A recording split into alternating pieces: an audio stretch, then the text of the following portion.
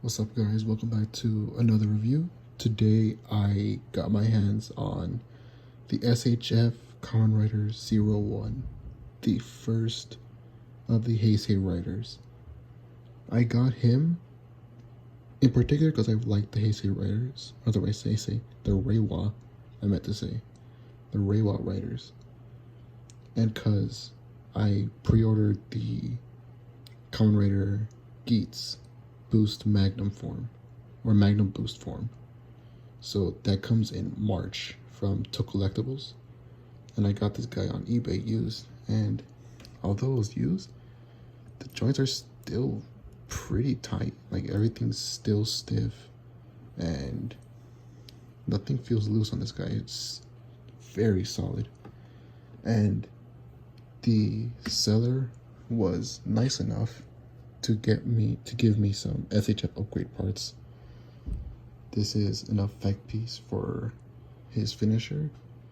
So it says Rising Impact for when you want to get him into quick rider kickstands.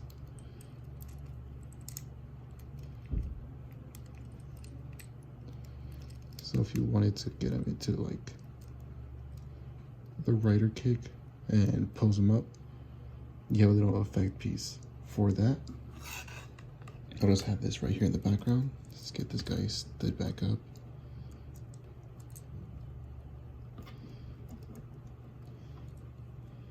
On top of that, he also gave me some S.H.F upgrade Progrise keys, as well as the stickers to go along with it.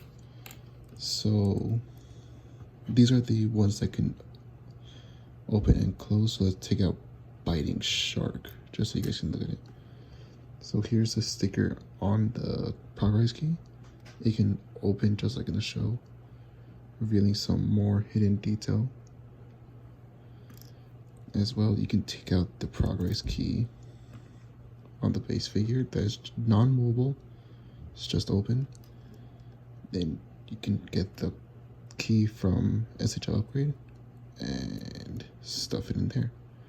It's a little tight, but it works. You can still see the shark head in the middle. I took the liberty of putting the sticker on the Rising Hopper Progrise key, just so, I don't know, just so it has more detail when it's out and about. There was also these closed Progrise keys. This one is Punching Kong. It's incredibly tiny. And there was also ones for Flying Falcon and Biting Shark. And where's the other one? Right here. For Lightning Hornet. Now for other accessories, we have this singular pointy hand, 2 fists, the default hands that come on the figure, the relaxed open hands, and weapon holding hands for when you get the sword with Vulcan. Eventually I'll try to get my hands on him. And as well as these, I'm not quite sure how to describe them, like pointing hands. You can use them for his signature pose. So let's try to get him in there real quick.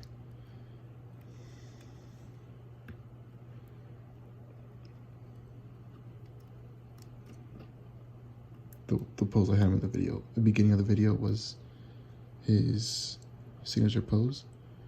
And now let's just get into articulation. So for the head, you can look up about that far, down about that far, which is in great amount of range. We have side to side. We have full rotation. The head isn't very limited, but it's kind of limited by this collar portion in the back. We have bulge around the shoulder. We have a slight pull out for the shoulder, which allows for the shoulder and the shoulder pad can move out like that, allowing for the arm to go all the way out and up so you can get a sweet T-pose. We have bicep swivel right here, full bend at the upper arm, standard S.H.F ball joint, and for the waist we have back that far and we have front that far. Not the greatest front removable because of this piece and the belt in the way, but you can get enough range out of it. You have side to side, and the belt is floating, but it's pretty much really tight to the waist, so it's not going to move out of the way too much. We have dropping hips, if I can get that to line up properly. Dropping hips to reach up that far. Bend at the knee. And we have twisting hips, the thigh swivel I meant. Pretty generous ankle pivot. Pretty good to the outside too. That's up to the front and to the back, which is really good, honestly. And toe bend.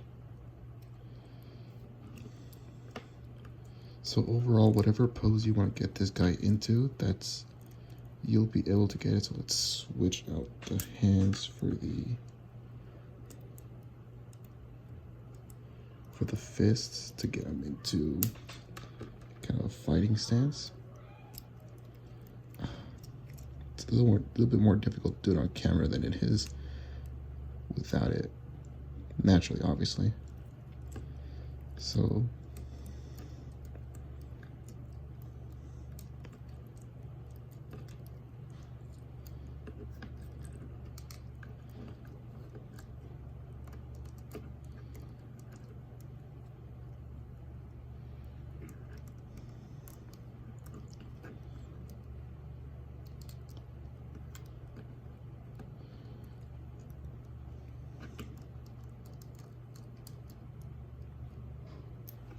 you can have into all kinds of action poses. This is one of just like a standard getting ready to fight. So let's get into some size comparisons with the other Reiwa riders. 01 uses the older body mold, so the other Reiwa riders will appear a lot bigger next to him. So here's Kamen Rider Vice, or Revi, however you pronounce it, and Kamen Rider Saber. So as you can see, Saber is a lot bigger than 01, whereas Revi is about the same height, you could say. Maybe a little bit taller just because of the nature of the head sculpt, but Saber is definitely a lot bigger than him. Let's get in some other riders. The previous review, Kamen Rider Ixa.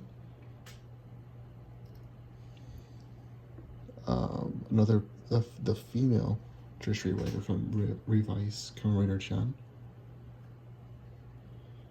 And for a general size comparison, we have the real grade Sazabi, just so any Gunpla viewers can know size-wise how he stacks up with the rest of their collection if they're just starting out with S.H.F like I am. And let's get into the final thoughts. Now, just my final thoughts. The figure is overall really good, although it doesn't come with much. As long as you continue to collect line, you will have enough accessories for it. As far as I know, the riders in that show tend to switch up weapons, so whatever other Kamen Rider 01 figures you get, this guy can use the weapons. Just take it with a grain of salt. Based off what I know, my limited knowledge of the series. But yeah, overall, this figure is solid. It's great posable and a welcome addition to the collection. And thank you guys for watching. See you guys next time.